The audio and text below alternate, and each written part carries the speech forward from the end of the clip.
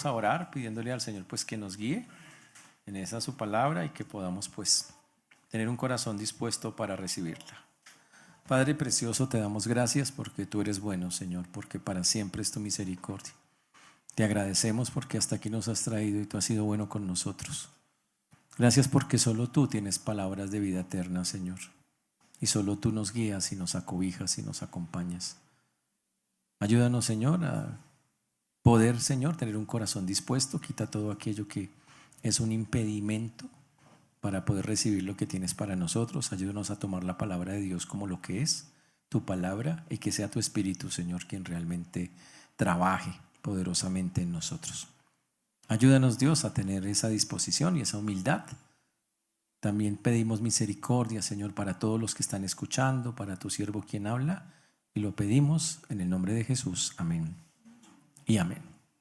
El texto comienza con Pedro diciendo en 1 Pedro 5:5, igualmente jóvenes, estad sujetos a los ancianos y todos sumisos unos a otros, revestidos de humildad, porque Dios resiste a los soberbios y da gracia a los humildes.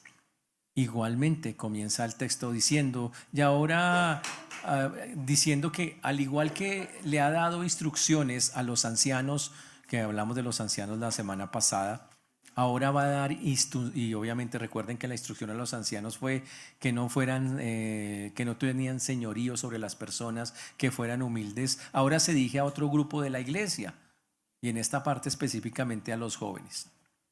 Los líderes deben servir, básicamente está diciendo, sin dominar, pero ahora les va a hablar a los jóvenes y les dice a los jóvenes que deben seguir sin rebelarse a su autoridad.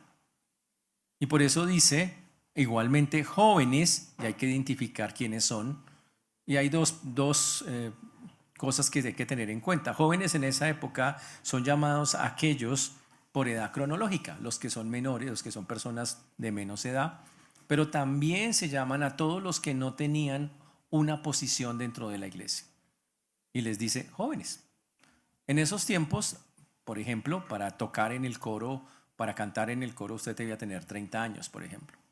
Había requisitos. Mientras tanto, ¿qué hacía? Bueno, mientras tanto, usted tenía que esperar y someterse a las autoridades que estaban allí. Eso era lo que tenía que ir haciendo una y otra vez. Y entonces él dice que Pedro le habla aquí a los jóvenes en edad y a que no tienen o no están mencionados dentro del liderazgo. Aquellos que sin la posición de autoridad en la iglesia deben someterse a todos los que tienen esa responsabilidad. Y les dice que esos creyentes jóvenes, tanto en edad como en madurez, necesitan la guianza de los más experimentados. Y les pide una cosa concreta, les dice, estad sujetos. Estad sujetos. Y básicamente les está diciendo, permítanse ser ordenados bajo alguien. Sométanse voluntariamente a la autoridad reconocida. No les está diciendo que es una cosa impuesta, es algo que usted mismo decide y dice, listo, yo me voy a someter a esa autoridad. Señores, la sumisión cristiana no es mala, no es anular la personalidad de alguien o algo así. La sumisión es reconocer que Dios estableció unas autoridades, un orden para el funcionamiento de las cosas, algo que es saludable y que es bueno. Y cuando alguien entiende la sumisión, entiende, bueno, me debo someter, esto es bueno. Y no es porque los jóvenes, en este caso que está hablándole a ellos, no tengan valor o capacidad, sino porque los mismos jóvenes reconocen que las estructuras ordenadas por Dios tienen como finalidad madurarlos. Tienen una finalidad de ayudarlos y de guiarlos. Por eso es tan importante en este texto lo que vimos la vez pasada y lo que vemos hoy.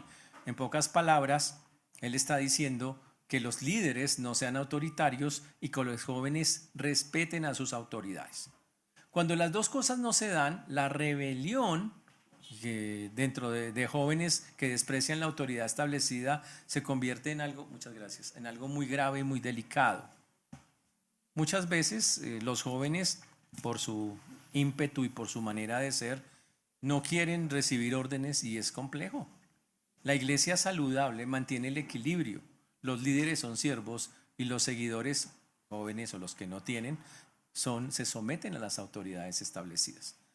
Es parte de la unidad de la iglesia, parte de la unidad de la iglesia. Y obviamente Pedro, que ustedes reconocen que Pedro fue impulsivo, le cortó la oreja a Malco, negó a Cristo.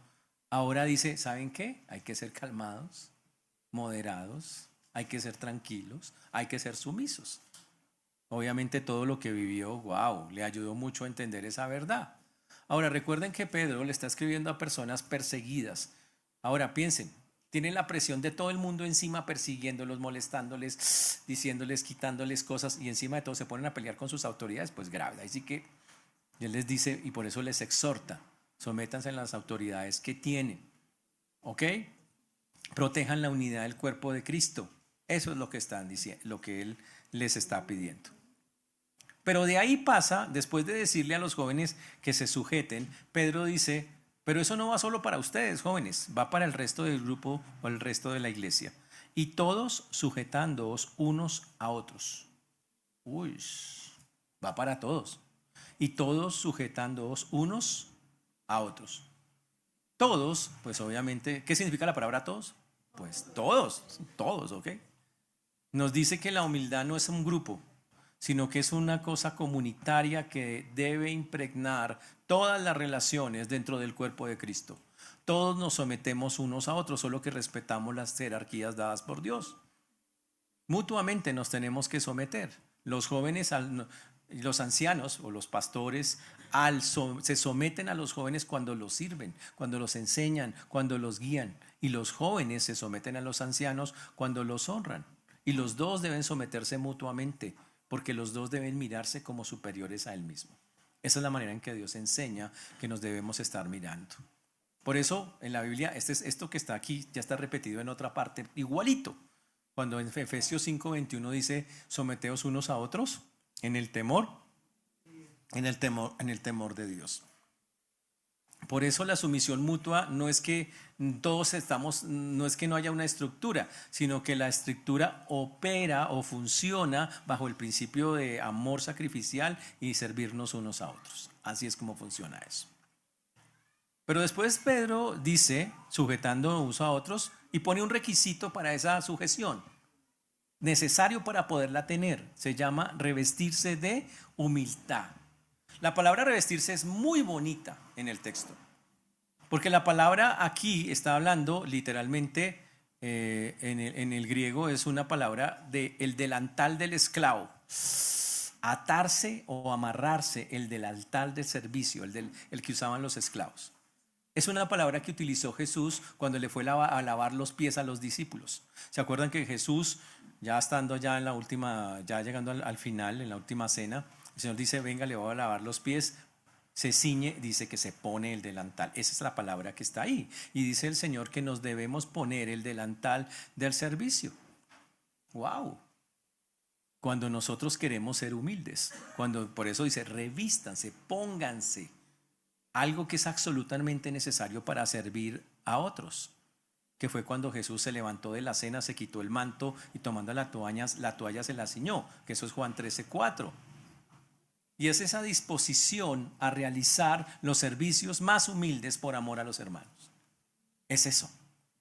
Dispónganse a realizar los servicios más humildes por amor a sus hermanos. Y ahí es donde entra entonces esa palabra que abarca todo el texto, que es que vamos a ver hoy, que se llama humildad. Que nos vistamos de humildad. En la cultura grecorromana, ser humilde era perder.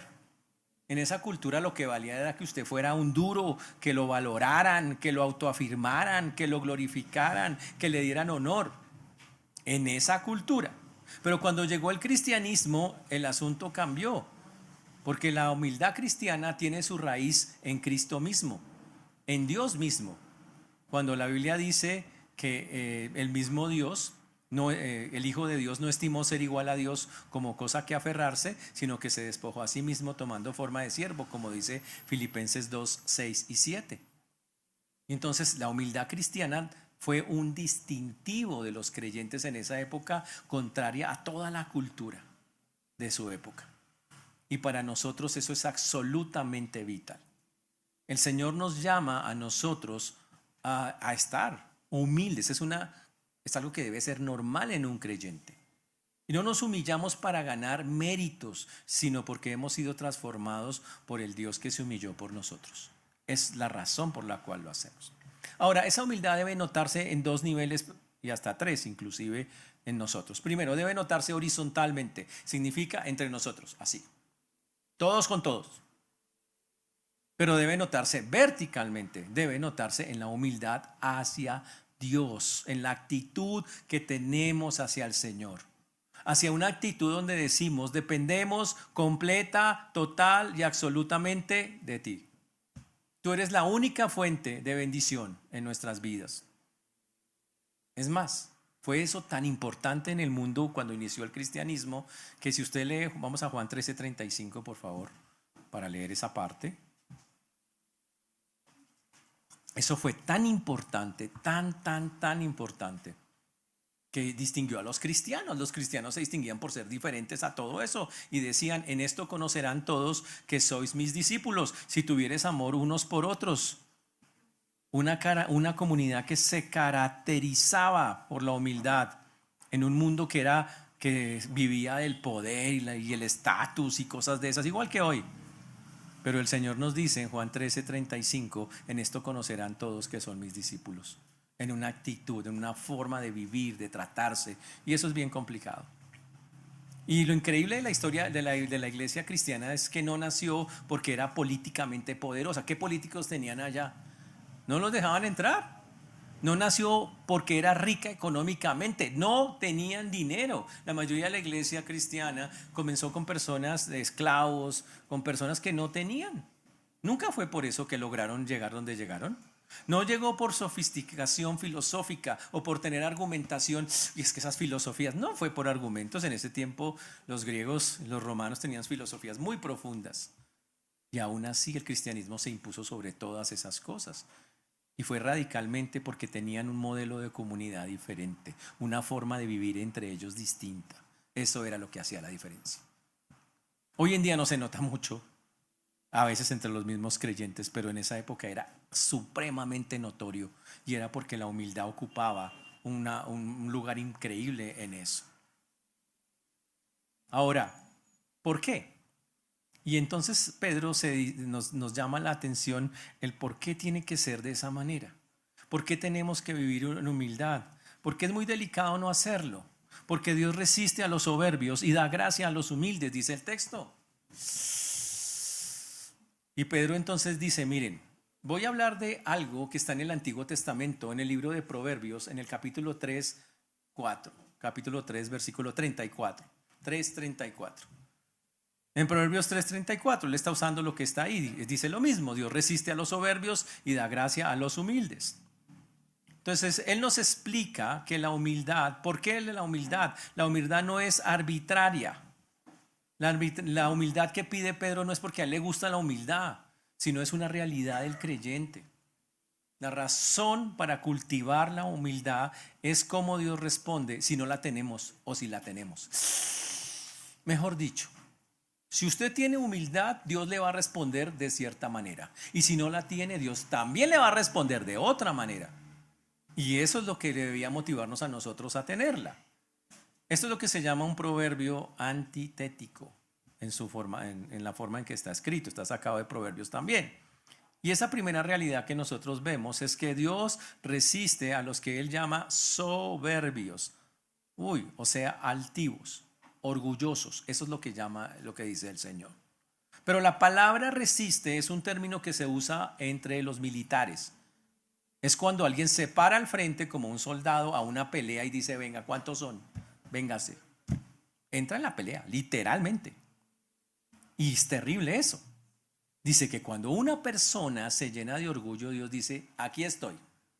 Venga, si usted se pone orgulloso, yo lo voy a resistir. Me voy a parar como un soldado. Usted entra en conflicto conmigo. Vamos a guerrear. ¿Quiere pelear conmigo? Ser orgulloso es entrar en guerra directa con Dios. A ese nivel es el asunto que está el texto. Y eso es terrible. Eso quiere decir que Dios no es indiferente al orgullo. Eso quiere decir que Dios se opone activamente al orgullo. Eso quiere decir que la persona orgullosa carece de ayuda divina y Dios se va a enfrentar a ella o a él. Durísimo eso. Eso da miedo. Imagínese enfrentarse a Dios. Te dice, pero ¿de verdad Dios se enfrenta a eso? Pues claro que sí, ¿no? Hay que leer la Biblia, muchachos. ¿Quieren ejemplos bíblicos? La Torre de Babel. Un poco de muchachos y de gente ahí que decía, nosotros queremos construir una torre hasta el cielo, y Dios les decía, no lo hagan, y trató de persuadirlos que no lo hagan. Insistieron. ¿Y qué hizo Dios? Los hizo desistir, les confundió y tuvieron que separarse. Dios intervino porque dijo, olvídese, no voy a dejar que el hombre haga algo que lo llene de más y más orgullo del que normalmente tiene. El faraón, deja salir a mi pueblo. ¿Y qué le dijo? Y que cada vez que Moisés le decía, deja salir a mi pueblo, ¿qué contestaba el faraón? No, ustedes no sé qué, ustedes no tienen nada que hacer. 10 veces. Hasta que al final terminó, tuvo que resistir, ya no pudo más. Y tuvo que ceder porque ese orgullo, el orgullo, es una afrenta contra Dios, es una pelea directa con Dios. Nabucodonosor, cuando dijo, uy, todo lo que he hecho por mi poder, por mi mano, mire todo lo que he conseguido. ¿Y qué hizo Dios? Le dijo, no, hermano, usted no es nadie. Lo convirtió literalmente en un animalito, 7 años comiendo pasto. 7 años. Solo para enseñarle, usted no es nadie. Yo ataco el orgullo, el que se levanta pierde. Y cada vez que el ser humano se exalta orgullosamente, Dios intervendrá para humillarlo por su necedad. Por el otro lado, porque dice el texto, en cambio, Dios al humilde le da algo que se llama gracia. Dios da gracia a los humildes. Wow, da gracia significa, la palabra da ahí, significa una acción constante, generosa. Es el favor inmerecido de Dios de manera constante, la disposición de Dios a hacer el bien con aquel, el poder de Dios disponible para esa persona. Esa gracia abarca el perdón de los pecados, el poder para santificarse, para cambiar, el consuelo en los momentos de aflicción, la provisión de necesidades, la sabiduría para decisiones, la fortaleza cuando usted esté débil. El humilde vive constantemente con la gracia de Dios llegando a su vida. El orgulloso tiene cortado esa fuente de bendición por su necedad. Y ahí están los dos destinos posibles del ser humano. O usted se resiste a Dios y pelea con Él, o usted cede, doblega su corazón y recibe la gracia del Señor. No hay más opciones. O nos humillamos y recibimos la gracia, o nos exaltamos y recibimos la oposición de Dios. Cada uno de nosotros lo decide. Por eso la humildad en la Biblia es necesaria a todos los niveles. Si una persona realmente quiere meterse con Dios, como dice la Biblia, ser salvo, mientras permanezca orgulloso y crea que en sus propios méritos y que él mismo se puede salvar, nunca va a llegar al Señor. Nunca. ¿Qué necesita? Agachar la cabeza, ser humilde, reconocer su condición, renunciar a su propia justicia, y entonces puede recibir la misericordia divina. Sin humildad no la hay. Y cuando usted ya es creyente y quiere crecer, si usted no se humilla, si usted no reconoce que necesita al Señor para cambiar, tampoco funciona, no hay crecimiento. Por eso el Señor repite una y otra vez, humillaos ante la poderosa mano de Dios. En pocas palabras, Dios resiste al orgulloso, bendice al humilde. Ese es el asunto. Y la Biblia lo dice en los salmos, en los proverbios, en los evangelios. Dios derriba a los potentados de sus tronos, exalta a los humildes. Bienaventurados los pobres de espíritu, bienaventurados los mansos. Siempre Dios habla en esos términos de que el que tiene la bendición no es aquel que se enorgullece, no es aquel. Y alguien dice, pero ¿por qué Dios se obsesiona tanto con ese tema de humillar al orgulloso y exaltar al humilde? Fácil, porque ese es el carácter de Dios. Dios dice, es que eso soy usted, es un reflejo mío. Y como reflejo tiene que mostrar que yo también, que ese es así. Es el propósito con el cual Dios nos creó. Dios no es un tirano que dice, ay no, usted compitiendo conmigo. No. El problema de nosotros es que negamos la realidad. Y la realidad desde la perspectiva bíblica es esta: el orgullo es una mentira, porque pretende hacernos creer que somos autosuficientes, cuando usted sí se levantó esta mañana fue porque Dios le dio aliento de vida. Qué increíble que usted mismo se pudiera parar por sus propios medios, ¿no? Pero no es así. Dios lo miró esta mañana y le dijo: levántate. Pero Dios podría haberlo mirado y dicho: no continúas con nosotros esta temporada. Y ya, fin. ¿Y qué va a hacer usted? ¿Puede pelear con eso? No. Usted puede luchar y es que oye, quiero vivir. Y Dios dice: pues no, chao. Pero hay gente que piensa que sí. Y por eso desconoce, y por eso el orgullo es una mentira que afirma que nosotros somos autosuficientes para todo. Afirma que merecemos crédito cuando cualquier cosa que usted gane es porque Dios le ha dado a usted las capacidades para hacerlo, no porque usted las tenga. Es que yo soy un duro. No, Dios se las dio. El orgulloso vive de fantasías. Y Dios le dice: confronte la realidad. Ese es el punto. Y por eso Dios, el orgulloso, sufre tanto y se desilusiona tantas veces, porque él piensa: es que yo puedo, es que yo, pues obvio no le sale. Porque si usted saca de la ecuación a Dios, Dios hará notar que realmente no es así. Contrario a eso está la humildad. La humildad, en cambio, sí es verdadera, porque la humildad reconoce lo que somos, nuestra condición, que somos seres creados, dependientes, limitados, pecadores, necesitados de gracia. Y cuando yo hago eso, entonces ahora sí estoy listo para recibir lo que Dios me quiere dar. Cuando agacho la cabeza y digo: Señor, yo no tengo nada, Señor. Nada. Te necesito. Por eso es tan importante entender que Dios se opone activamente a todo aquel que quiera exaltarse, pero a los que sirven humildemente, sin buscar reflectores, aplausos, reciben la gracia abundante de Dios en lo que hacen. Eso es lo que Dios dice. Y qué duros para algunos. Algunos quieren reconocimiento, algunos, pero es que mira a mí. Tremendo, ¿no es eso? Por eso Pedro, después de decir lo que acaba de decir, saca una conclusión lógica y nos manda un imperativo, algo que toca hacer y que el Señor manda que hagamos todos. Dice: humillaos, humillaos, pues bajo la poderosa mano de Dios, para que Él os exalte cuando fuere tiempo. En base a todo lo que acaba de decir, Él nos pide: humillaos. Ahora, no entendamos mal esa palabra. Humillaos significa permítanse ser humillados. Permitan ser humillados. Usted dice: ¿cómo así? Colóquense humildemente. Ahora déjeme explicar cómo funciona eso en la vida real. Dios tiene varias maneras de humillarnos, porque lo hace. La primera, mediante circunstancias que pasan: una prueba, un fracaso, una enfermedad, una pérdida de algo que nos recuerda que somos frágiles. Otra manera es a través de la palabra y de su espíritu, que nos convencen del pecado, de la necesidad de Él.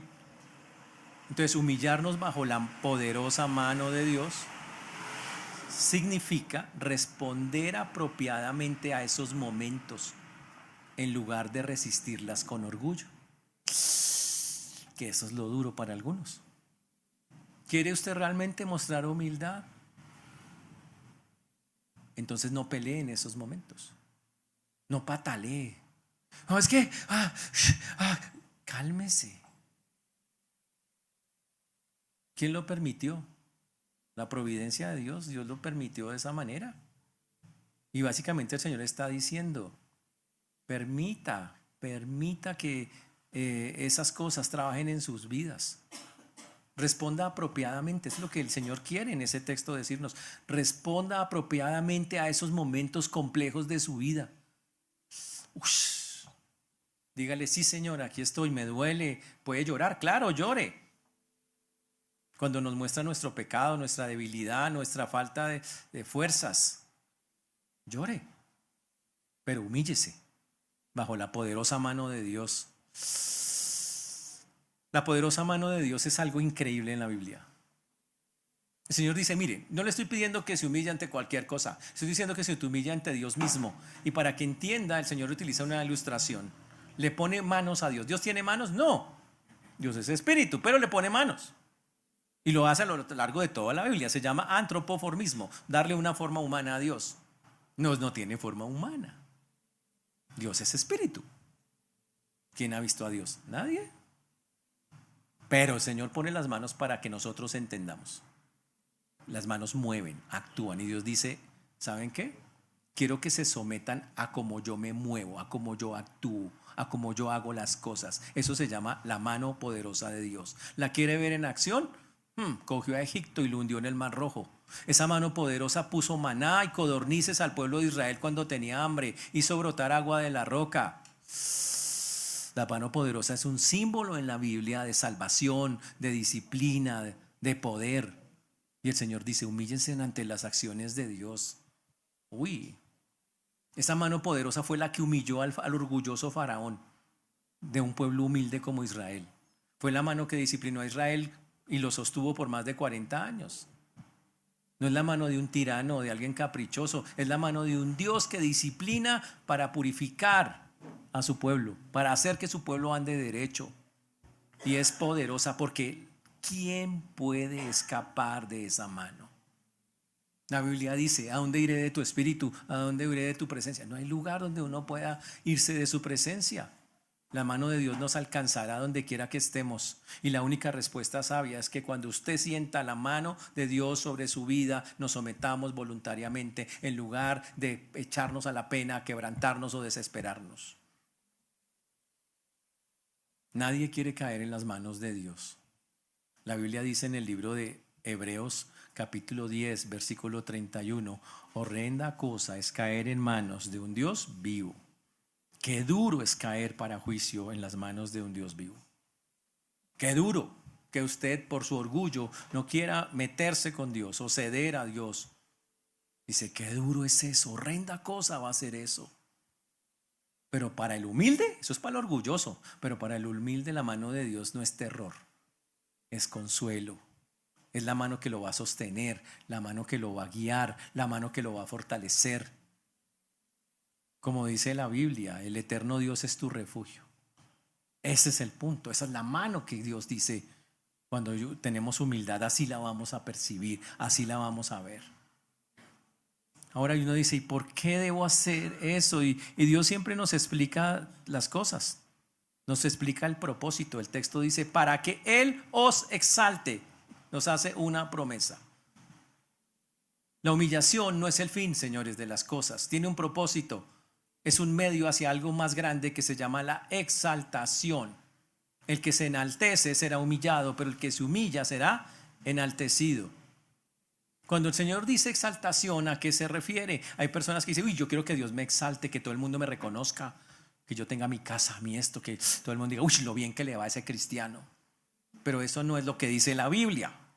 La exaltación no es que usted se note. Eso no es la exaltación. La exaltación no es que usted sea el centro de atención. No. La exaltación se refiere tiene varias cosas.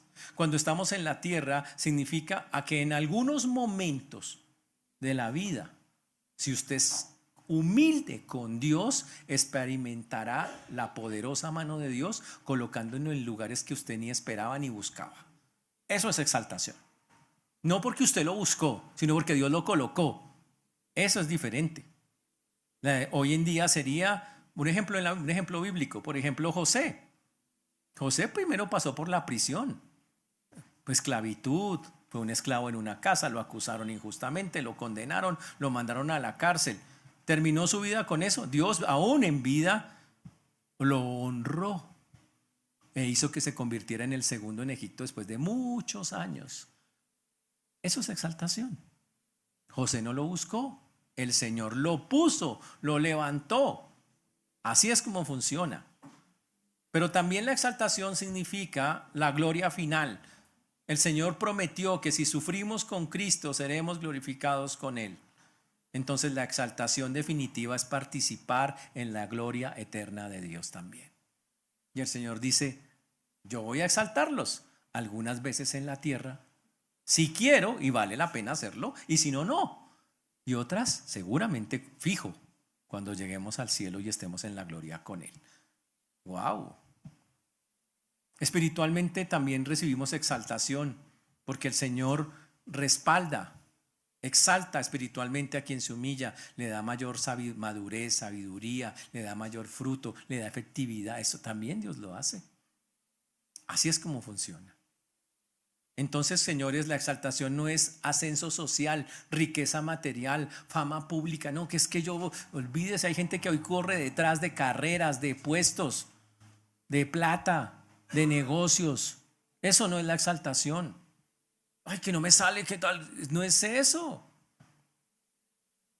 Si usted se pone a buscarlo, seguro que no. Si le llega, gloria a Dios, pero no va a ser porque usted lo buscó, porque no es, así no funciona. El orgulloso busca exaltarse a sí mismo. El humilde permite que Dios lo exalte a su tiempo, dice el texto. Cuando fuere tiempo. Wow. El momento oportuno solo lo tiene Dios. Nosotros no podemos programar nuestra exaltación. Yo no puedo programar cuándo, Señor, exáltame en este mes. No. Yo no puedo apurar el calendario divino. Dios exalta en el tiempo correcto, en el momento correcto, ni antes ni después. Y la humildad cristiana consiste en saber esperar en el tiempo de Dios. Y hay gente que no tiene la paciencia. Hay gente que está, ya, es que yo quiero, ya, cálmense. ¿Usted es cristiano? Tendrás que aprenderlo. Un creyente tiene que aprender a esperar en los tiempos de Dios, no cuando usted quiera. ¿Quieres saber ejemplos? Abraham, 25 años por Isaac. José, 13 años para interpretar un sueño. David, no sabemos cuántos, pero esperó un montón de años entre que le dijeron, tú vas a ser rey, y ser rey. Moisés, 40 años antes de que Dios lo usara. ¿Sabe qué hace la humildad? Confía que Dios no llega tarde ni temprano, sino que llega a tiempo. Pero con tristeza debemos decir que esta generación es toda ansiosa, acelerada, no sabe esperar, le gusta la comida chatarra, rápida, el internet a toda, la gratificación inmediata, que todo se dé ahora mismo, aquí y ahora. Y resulta que el cristiano no, el verdadero creyente no juega eso, entiende que debe esperar paciente y humildemente en el cronograma divino. Así es como funciona con Dios. Por eso Pedro dice, humíllense bajo la mano poderosa de Dios que está cuadrando todas las circunstancias. Y si usted se humilla en ese momento, en el tiempo apropiado, Dios lo levantará. Mientras tanto, confíen en su providencia, en que todo lo que está pasando, Dios tiene el control de cada acontecimiento que usted está viviendo. Y entonces sale ese versículo, la prueba. Y entonces Pedro coloca un versículo que sirve de prueba para saber si lo que estamos diciendo usted lo cumple en su corazón o no. Un versículo fantástico, muy bonito. Y sobre todo, dado que él fue el que lo escribió, lo coloca en el texto. Echando toda vuestra ansiedad sobre él, porque él tiene cuidado de vosotros. Él dice, ¿quiere realmente saber si usted es una persona humilde? Hay un principio para la humildad y para saber si me he colocado bajo la mano poderosa de Dios. En pocas palabras, ¿quiere comprobarlo? Entonces Él nos pregunta, ¿estás echando toda tu ansiedad sobre Él? ¿Te estás humillando con Dios, dejando que las cosas, Señor, gracias, en lugar de quejarte, estás agradeciendo lo que Dios hace y dejándole todas las cosas a Él? ¿Quieres saber cómo nos humillamos en la práctica bajo la poderosa mano de Dios? Pues depositando todas las cargas en Él. Pero no es una cosa en la mente, no es una cosa ahí, es una cosa práctica. Y déjeme explicarle por qué tenemos que hacer. Y él habla aquí de un pecado que se llama la ansiedad. La ansiedad es la manifestación del orgullo. Ay, es que ¿qué va a pasar? ¿Y qué va a pasar con esto? ¿Y qué va a pasar con aquello? Es el intento de nosotros de cargar lo que Dios puede llevar. Es cargar algo que Dios dice, usted no puede, démelo a mí. Es transferir, el Señor pide, esa carga a Dios como un acto de humildad, reconociendo, Señor, yo no puedo cargarlo. no tengo la fuerza, no tengo el poder, perdóname, mira, te entrego eso. Cuando no lo hago, ¿sabe cómo se llama? Orgullo. Yo puedo, yo voy a hacerle, es que yo puedo, yo tengo que salir adelante, yo tengo que esto, yo tengo que... ¿En serio? Entre más luche por eso, más te vas a ir al hueco. Así no funciona con Dios. La ansiedad, que es una palabra, la palabra viene de una palabra en griego que significa dividir. Y significa preocupación que fragmenta la mente. Es una cosa que coge su mente y por aquí, usted no sabe para dónde coger porque le fragmenta, le divide la mente en muchas cosas. Lo coge y dice, enfóquese aquí, y aquí, y aquí, y aquí. Y se vuelve loco usted con eso. Es una inquietud corrosiva, dañina, que lo distrae, lo paraliza, lo consume. Eso es la ansiedad. Jesús dijo claramente y dio una enseñanza clarísima sobre la ansiedad en el Sermón del Monte en Mateo 6:25 en adelante. Él dio el ejemplo con aves y lirios. Él dijo, ¿han visto las aves? No tienen graneros. ¿Usted ha visto alguna vez un ave que llegue a su ventana en la madrugada y usted se asoma y el ave saca el ala y le dice, un grano mono? ¿Usted ha visto eso? Nunca, ¿sí o no? Ni lo va a ver. Nunca, jamás. Una ave muriéndose de hambre. No pasa. ¿Qué dijo el Señor? Ellos no tienen supermercados, no tienen graneros, nada, pero yo los alimento. Yo las alimento. ¿Ya han visto las flores? ¿Usted qué les hace? ¿Usted les reecha? ¿Les echa abono? No. Y yo hago que unos lirios en el campo solitos crezcan. ¿Quién los cuida? Yo los cuido. Y el Señor dice en ese texto, y si yo cuido las aves y cuido las flores, ¿cómo los voy a cuidar a ustedes que son una creación mía? Y mucho más valiosos que las flores y los animales. Dígame, ¿cómo no voy a cuidarlos a ustedes? Entonces, Pablo también habló de esa ansiedad. La ansiedad era un tema que era fuerte en ese tiempo. El no tener confianza en el Señor. Pablo habló en Filipenses 4, 6, 7, por nada estéis afanosos, sino sean conocidas vuestras peticiones delante de Dios con toda oración y ruego, con acción de gracias, y la paz de Dios que sobrepasa todo entendimiento, guardará vuestros corazones y vuestros pensamientos en Cristo Jesús. ¿Sabe cuál fue lo que dijo Pablo en resumen? La respuesta a la ansiedad es la oración confiada. Señor, no puedo con esto, te lo entrego a ti, gracias por lo que está pasando, no entiendo, pero aquí está. Toda, cualquier ansiedad que tenga. Y cuando dice la palabra echando toda, significa no categorice sus ansiedades. Dios no lo hace. Hay gente que dice, no, es que lo más importante es esto, lo más importante es que ellos dicen, no. Toda ansiedad, grande o pequeña, espiritual, material, urgente, distante, deposítela en mí. Eso pide el Señor. Suéltela. Dios se preocupa por todo lo que nos preocupa a nosotros. Para Dios no hay una ansiedad pequeña. Él puede con todas, sobre salud, relaciones, futuro, inseguridades, temores. El Señor dice, venga, tráigamelo. Y la palabra dice echando sobre él. La palabra echando es lanzando hacia, llevándolo hacia allá, es transferir eso al Señor. Es una transliteración de un texto del Antiguo Testamento que está en el Salmo 55, 22, que es otro muy bonito texto, que dice, echa sobre Jehová tu carga y Él te sustentará. Es muy bonito, Salmo 55, 22. Echando sobre Él significa transferencia completa. La ansiedad tiene que pasar de los hombros de nosotros a los hombros del Señor. Y eso significa que usted ejerza su voluntad. No sucede automáticamente. Nuestra tendencia es quedarnos cargando lo que no tenemos que cargar. Y el Señor dice, hágame el favor, y usted ejerza su voluntad y va y se lo lleva al Señor. Eso requiere disciplina espiritual. Para que cada vez que algo se levante en su corazón y se lo ansíe y lo preocupe, Señor, yo no puedo, ayúdame. Todos deberíamos depositar nuestras ansiedades en Dios. ¿Pero por qué es tan difícil? ¿Saben por qué?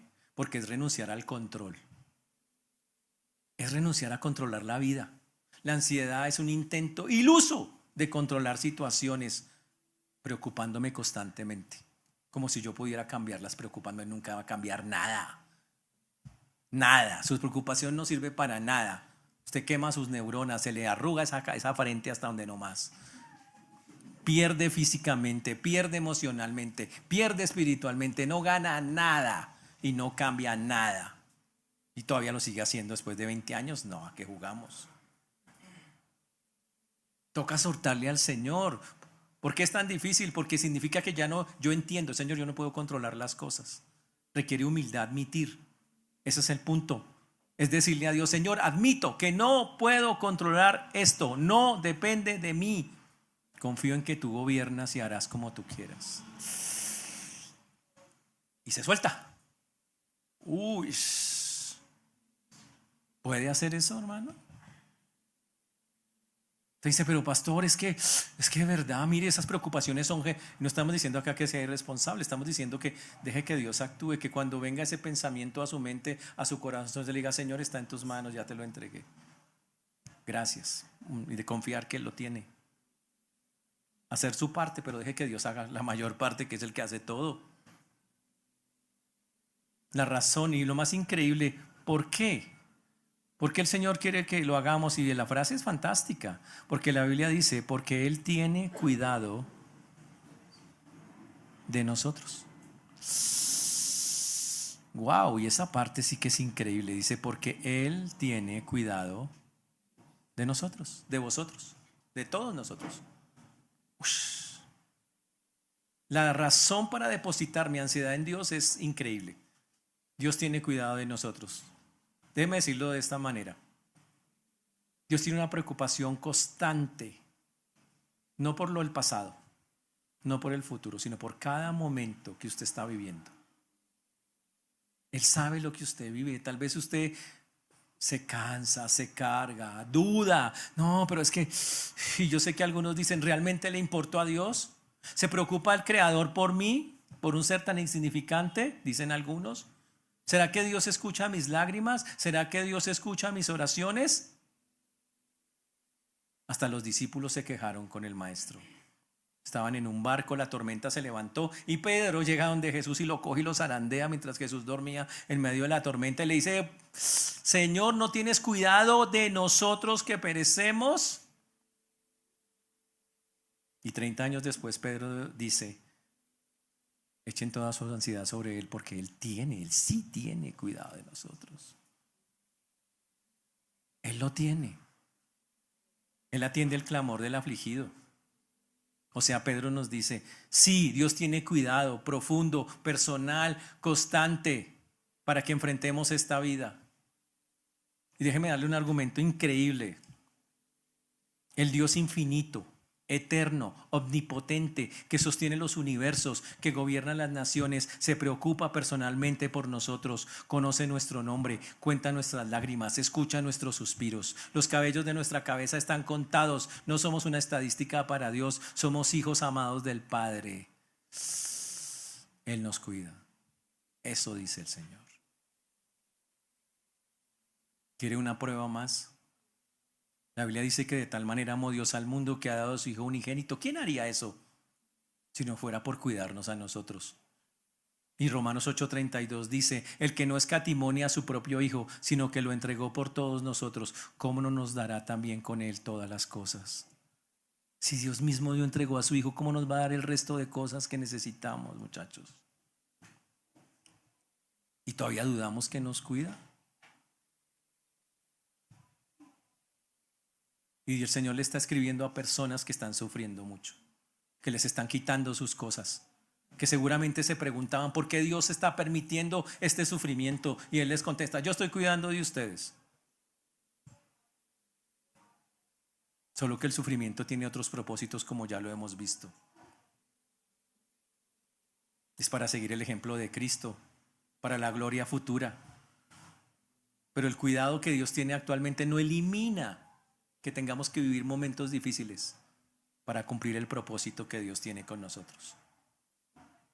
¿Sabe por qué llega la ansiedad a nuestras vidas? Porque nos olvidamos quién es Dios, porque dudamos de su carácter, aunque usted ha visto que Él es bueno, Pero usted a veces dice, ¿será que Dios es bueno? ¿Será que Él tiene poder? ¿Será que en verdad está conmigo? ¡Wow! Tremendo. Y la prueba más grande es cuando usted está en medio de circunstancias incomprensibles, cuando usted no entiende por qué están pasando las cosas. ¿Puede confiar en Él que lo está cuidando? Esa es la prueba. Que uno lo pueda decir. Pero está pasando que muchos le preguntamos, ¿usted sabe que Dios lo cuida? Y dicen, sí, sí, sí, pero solo aquí. Porque cuando llegan los momentos verdaderos, solo es conocimiento intelectual en sus cabezas. Señores, tener conocimiento intelectual de este tema no nos hace que automáticamente confiemos en Él. Eso no hace eso. Tenemos es que creer, vivir. En pocas palabras, en este texto encontramos que el ejemplo supremo es Cristo. Vivió literalmente como Pedro nos dice que tenemos que vivir, con una dependencia completa, total, absoluta del Padre, echando todas sus cargas sobre Él, contándole todas aún sus angustias como en Getsemaní, Señor, y hablando y soltando y dejando que Dios obrara como Él quisiera. Señores, entonces este texto nos llama a tener algo que se llama humildad cristiana. Y debe ser un distintivo, y si no lo tenemos es algo que está mal. La humildad es la base de quienes somos en Cristo. No somos autosuficientes. Somos personas que recibieron la gracia de Dios. No tenemos ningún mérito. El orgullo es una mentira. La humildad es la verdad. Y Cristo es ese modelo de humildad.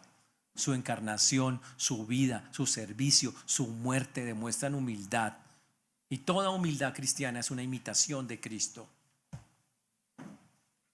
Pero por otro lado, muchachos, Dios da gracia al humilde. Debemos darle gracias a Dios porque hemos recibido su gracia, su favor inmerecido. Hemos recibido más allá de lo que nosotros hemos imaginado. Pero si fuéramos humildes, wow, qué increíble sería cómo Dios nos daría, cómo aún muchísimas más cosas llegarían.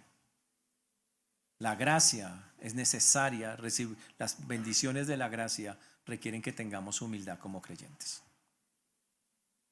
Pero la otra cosa increíble es que la poderosa mano de Dios simboliza todo lo que las vivencias que las que tenemos que vivir, por las que tenemos que pasar. Y la pregunta es si usted está dispuesto a vivirlas.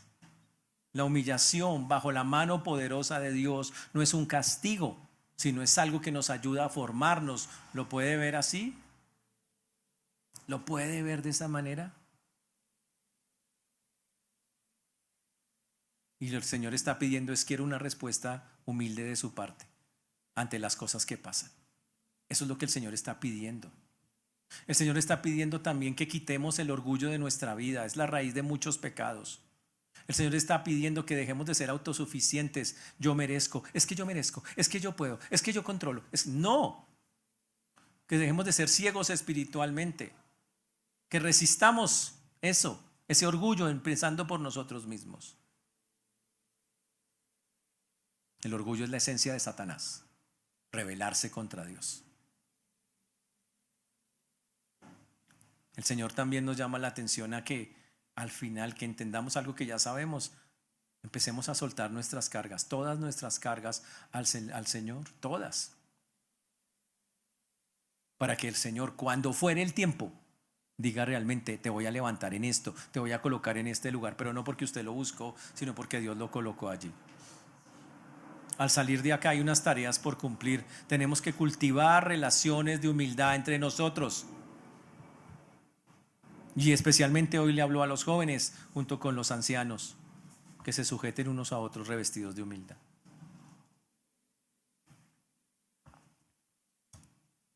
Pregunta: ¿tenemos una actitud buena o me resiento cuando otros me corrigen o aconsejan?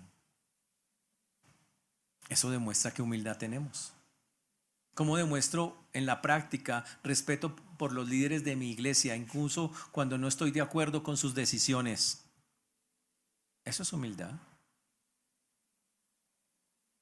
Eso es humildad.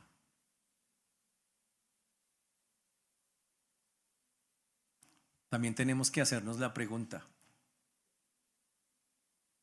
¿celebro los éxitos de otros sin sentir amenaza por mí? Algunos, ay, el otro, pero ¿por qué esa persona sí, por qué yo no? Eso es falta de humildad. Debo cultivar el hábito de celebrar genuinamente los éxitos de otros sin sentir amenaza a mi propia valía, a mis propias cosas. Y eso hay que practicarlo. Practicarlo. Que estemos diciendo todo el tiempo: Señor, atribuimos a ti las cosas. Tú eres el que las hace. Que nuestra boca constantemente diga: Señor, tú eres el que hace. Tal vez esta es muy sencilla y nos hace entender realmente qué tan humildes somos. ¿Cómo reacciono cuando me critican o corrigen? ¿Me defiendo inmediatamente o recibo la corrección con humildad?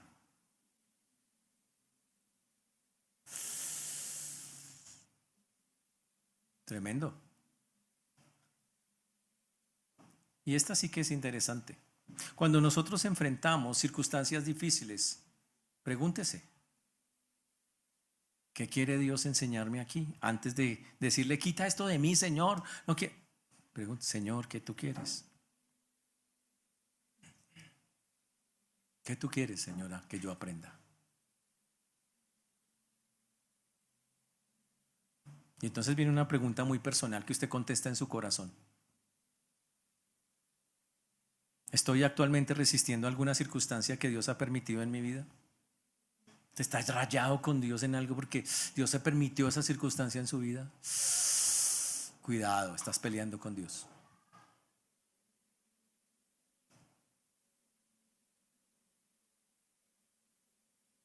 Dios desea una respuesta, una buena respuesta. ¿Cómo respondo cuando Dios no actúa según mi cronograma? ¿Con una paciencia confiada o con ansiedad? ¿Y por qué? ¿Y por qué Dios no? Humildad. Humildad.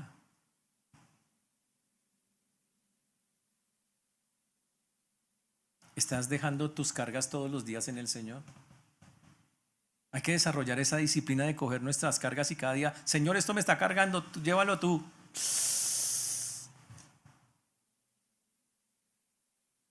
Por eso tengo que preguntarles esto en su mente: ¿cuáles son mis 3 ansiedades principales actualmente? ¿Las he depositado conscientemente sobre Dios o las cargo yo mismo? Si las cargas tú mismo, estás peleando con Dios.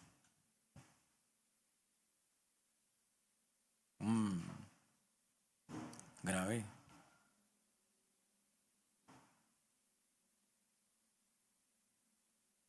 ¿Usted cree que Dios lo está cuidando genuinamente? Eso solo demuestra cuando esos momentos difíciles lleguen: Señor, tú estás acá conmigo. No, Él puede que no entienda.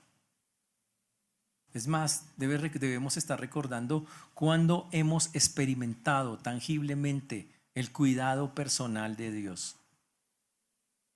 Recuérdelo para que no se le olvide: sí, Él me cuida, Él está conmigo, yo lo tengo claro, Él vive conmigo, está conmigo.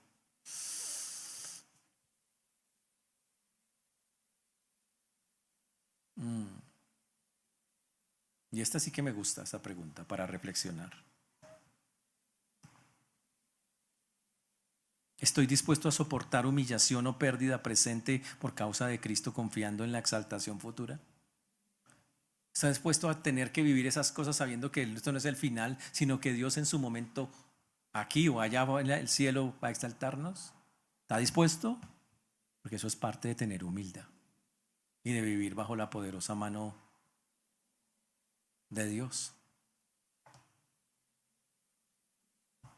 Señores, entonces, en conclusión, la humildad se expresa en sometimiento confiado a todo lo que Dios hace.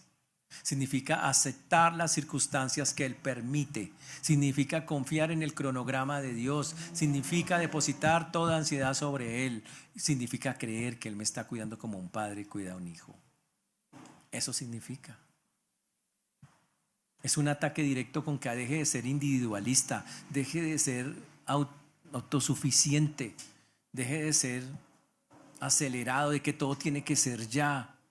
Deje de ser materialista, porque no depende, no estamos aquí para esas cosas. No estamos para eso.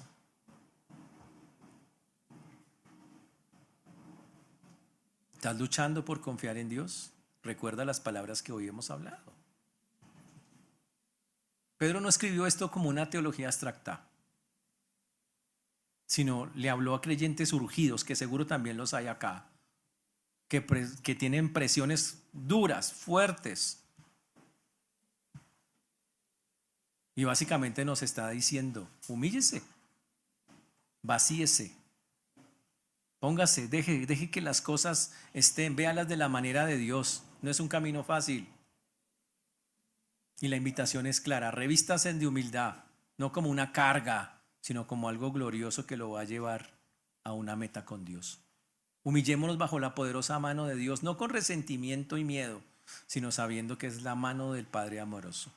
Echemos toda nuestra ansiedad sobre Él, no parcial ni selectivamente pedacitos, toda, porque Él tiene cuidado de nosotros. Hagámoslo para que el Señor sea glorificado. Y terminemos nosotros también orando, diciéndole al Señor: que perdone nuestro orgullo constante tal vez en tantas cosas, que nos conceda la gracia de humildad genuina, que nos ayude a revestirnos de esa humildad en nuestras relaciones, a que nos sometamos a su providencia, a cada cosa que Él ha cuadrado, a que aprendamos a soltarle las cosas de verdad constantemente, a que vivamos en nuestra mente diciendo: el Señor me cuida, y que dejemos a un lado esa autoexaltación, esa ansiedad que no nos ayuda. Y que esperemos con paciencia el tiempo en que Dios quiera hacer algo diferente.